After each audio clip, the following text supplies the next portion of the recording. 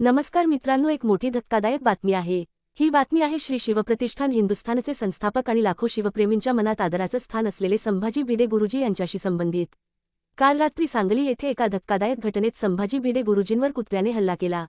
या हल्ल्यात ते जखमी झाले असून त्यांना तातडीने सांगलीच्या शासकीय रुग्णालयात दाखल करण्यात आलं आहे। चला या घटनेचा सविस्तर आढावा घेऊया।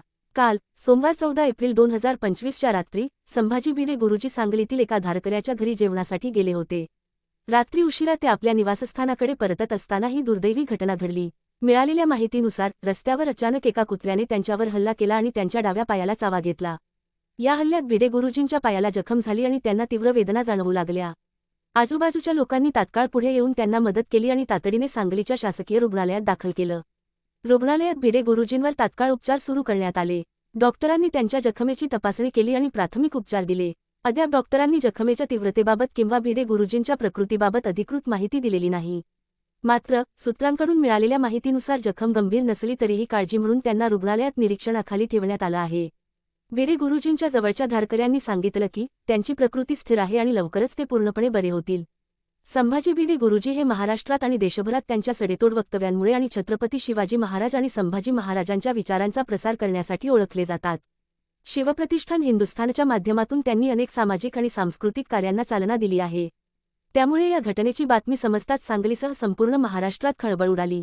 त्यांच्या समर्थकांनी आणि शिवप्रेमींनी रुग्णालयाबाहेर जमून त्यांच्या प्रकृतीबाबत विचारपूस सुरू केली। या घटनेने स्थानिक प्रशासनालाही सतर्क केलं आहे।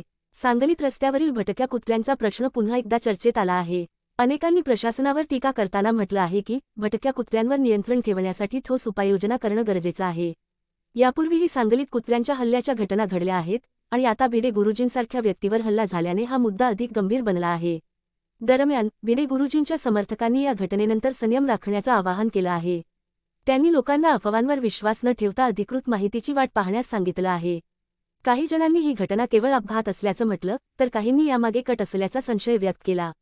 मात्र पोलिसांनी अद्याप याबाबत कोणताही अधिकृत खुलासा केलेला नाही। संभाजी भिडे गुरुजींच्या कार्याचा विचार करता त्यांचे लाखो अनुयायी त्यांच्या लवकर बरे होण्यासाठी प्रार्थना करत आहेत।